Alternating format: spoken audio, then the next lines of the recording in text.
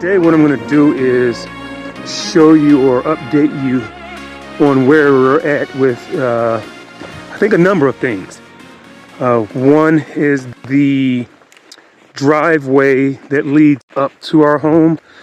I've been doing a lot of work on that. I've been kind of multitasking by harvesting a lot of the material from the mountainside or ridge side to move up to the site for a number of things. Things like packing tires, bringing the mound up around the home itself. So all this material here, this ridge came down pretty evenly, well not evenly, but a gradual slope that went all the way down, so you can get an idea of how much I've been clawing away at this ridge side. And I'm glad I started doing this because honestly I started to kind of freak out a little bit. I was thinking that I was going to have to go all the way back to the front of the lot to get any kind of soil. While doing this road, it kind of dawned on me that, wait a minute, I don't really need all this here, so why not just go ahead and carve at that and repurpose, reuse. So that's what I've been doing. You'll see a red pole up there. That's about as far as I want to go with it. I'm going about 30 feet in, and that's basically for starters. We'll see what I may or may not need after that. This is the first flat area of our driveway that's going to the actual home. So I've been kind of smoothing this off up to the fence line as much as I could, so I don't want to affect the fence post stability. I wanted this a lot wider because we drove a vehicle up here. I noticed that the turning radius coming up here was just not what I feel or believe was conducive, to just normal driving. So I widened it out so that way the turning radius will be a lot more smoother of a transition going up. I created this here, again, another way to harvest some of the soil. The idea is that the rain and moisture that comes down, I wanted to be able to hit something and kind of focus it downward without going completely across the road. I'm trying to keep as much moisture or heavy moisture off the road as possible. And if I can direct all this water that's coming down, instead of it just splashing right across and going across the road, which is what it's been doing, things I'm learning as we've been here, I now put up this mound, and the goal again is to have it funnel itself down, hit this, flow straight down and away from the road itself, and then eventually hit that little divot that I'm still working on to make it a lot lower. And I plan to put boulders and rocks there as a retaining wall to keep the road from eroding away over the years, focusing the water on down to the wash. If you've seen any of my other videos, one of them I mentioned the fact that the water runs from the west to the east.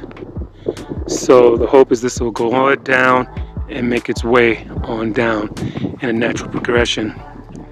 Right, buddy? This is our, I guess, driveway. It's going to be a garden of some sort. I want to put some color out here. So I'm going to try to find as many native, colorful cacti, things like that to put in here. I love some of the purples and the yellows and blues and things like that I've been seeing around Arizona. So at some point I'm going to get this kind of taken care of. So we have a lot of sage up here, so I'm going to go ahead and save as much of the sage as I can, and the ocotillos, just keeping with the landscape as best as possible. That side will be the exit driveway, So think of it this way, driving up, you drive up this side here to go up to the home, and then as you leave the driveway here off to the right and go around this side as an exit, right in front of that bush. But there's no need for me to really mess with that right now. I put all these stones up. I've stopped here because it's easier for me to get the tractor in and work going in this way instead of taking the entire driveway that I'm creating. So at some point there will be a connection from these rocks to this one straight ordeal, and that will continue this driveway on up.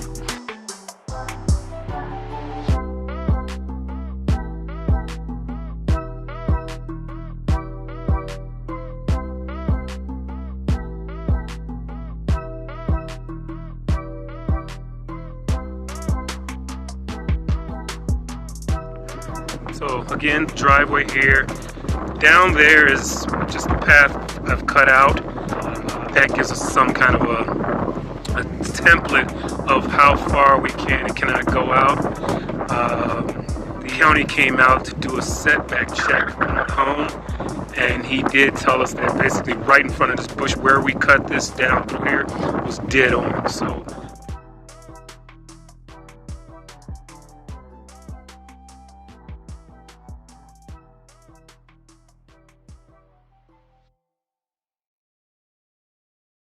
the grounds up here kind of goes that direction all the way down the hill. So I kept with that contour. The thought is that this will fill up, and the way I've created this like a nice berm here,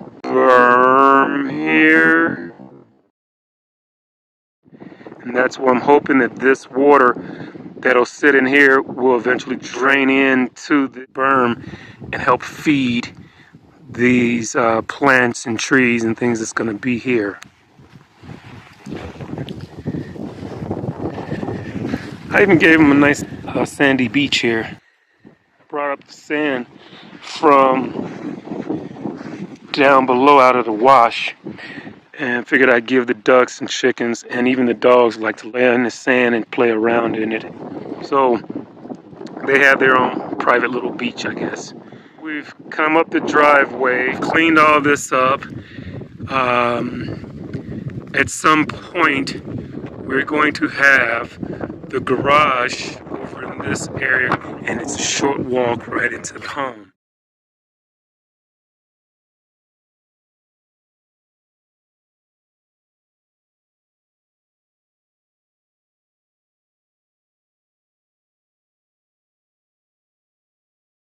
This is a pile of 215s, and then that's my pile of 205s. I had a pile of 225s, and I had a pile of 235s as well out here.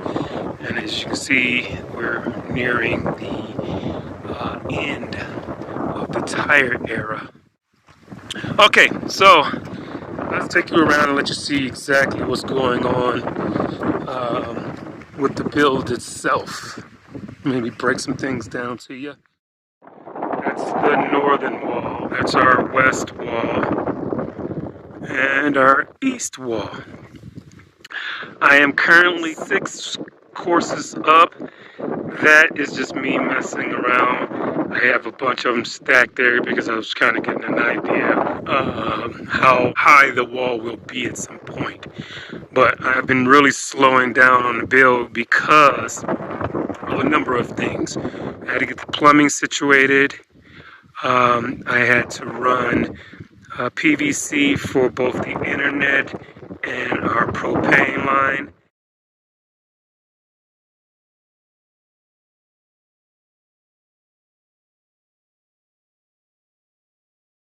Which will be continued another maybe 15-20 feet. Where I'm standing right now is pretty much inside the greenhouse. I've destroyed a couple pieces of equipment trying to break into this stuff, and it's a lot simpler just to bring soil up here, and that way all my piping and everything I can get down into the ground without having to destroy or get bulldozers and jackhammers out. So for instance, like our planter cell is going to go in here. I can build that up from the ground up and then bring the soil in up to its level and then start doing our flooring and things like that. So for me, it's a lot more convenient, especially since I'm doing it myself and we're on a very, very, very tight budget. I'm up here generally 6 to roughly 8 hours a day just working on this. Becky works from down there. Let me see. She's generally inside there working, which is convenient for us both. You know, we save money on gasoline, and she's just comfortable being able to work and not have to do all the commuting like she used to do. So it's kind of worth it. It's a little bit of a pay cut from what she's used to making, but the convenience, the comfort, and the company she works for just makes it all worth it. So over here, what we're standing in right now is our bedroom. That's the air tubes there. I was going to use the culverts, and we have some actually over there. But we went to a gathering, and the gentleman's house that's doing an alternative home as well, and he was using PVC pipes. And I thought, well, that's a great idea. Those are 3 4-inch pipes. I have them concreted in. I still have to do a framing around it to bring the, I guess the body of it out, and then I'll put a door over that, something I can just lift up, tack, you know, have a hook at the top, keep the door up, and that way air can be pulled in. This is a bump in because normal Earthships, and I've yet to see anyone do this, so this is me thinking outside the box and trying to do something unique. But here, this bump in is going to be Becky's office. Before we found the glass for the Earthship, and it was given to us all for free, the goal was just to do an earth bag, a hyper adobe home. I decided was I'm going to use it to make a bump in room. So this will be her little nook. This will come up roughly 5.5, 6 feet. It's 6 feet wide, and it's going to be 6 feet deep. This is enough space for her to put a nice desk in there, set up her computer system. If she decides to set this up. Let's move on down. Here, next to this, so this wall that will come up from about here and go all the way up the length of the house will also act somewhat as, because I'm going to do it as a concrete bottle wall, so it's going to act somewhat as buttresses as well. And it will also be the wall for the water organization module room.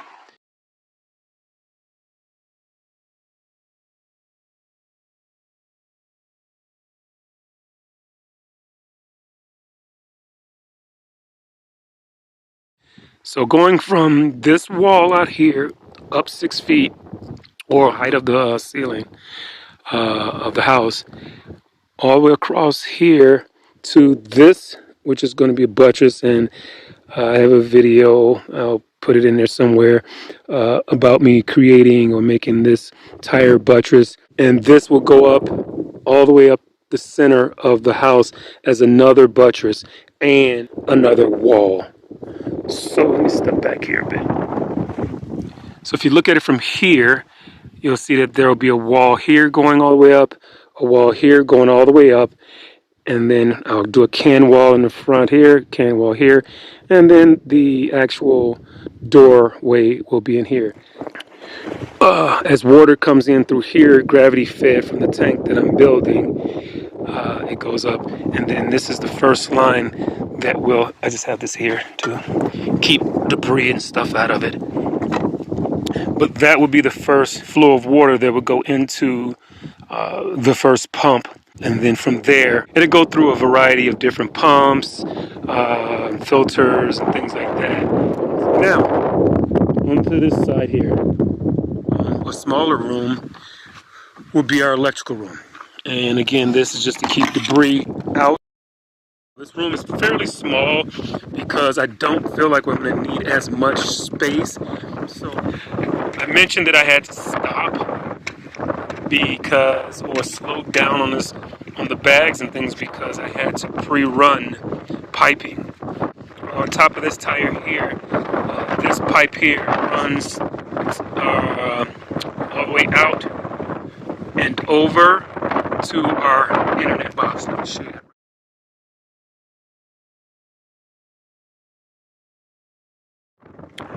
This one here, yellow. I painted that one yellow, and that's just a piece of something I just got kind of hanging on there. But that pipe there is running the same direction through and over and out. Now, hold on.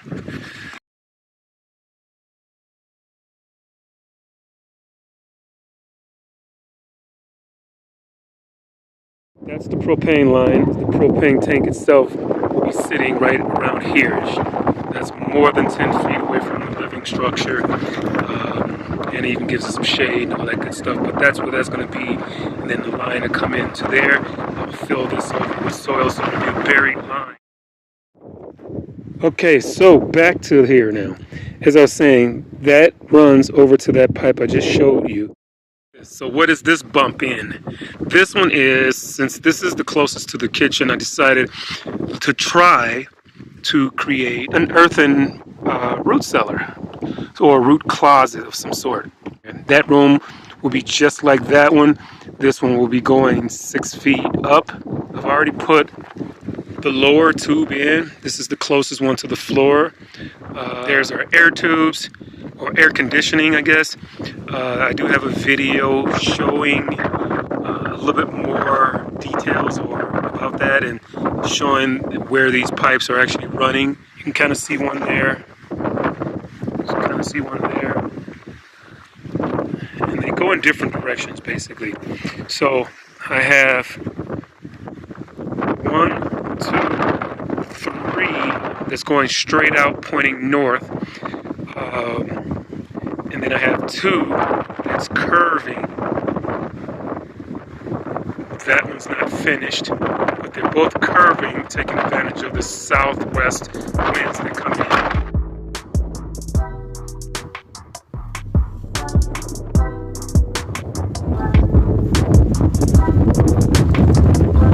So that's one of the tubes. The other one will come out maybe over here somewhere through this bush.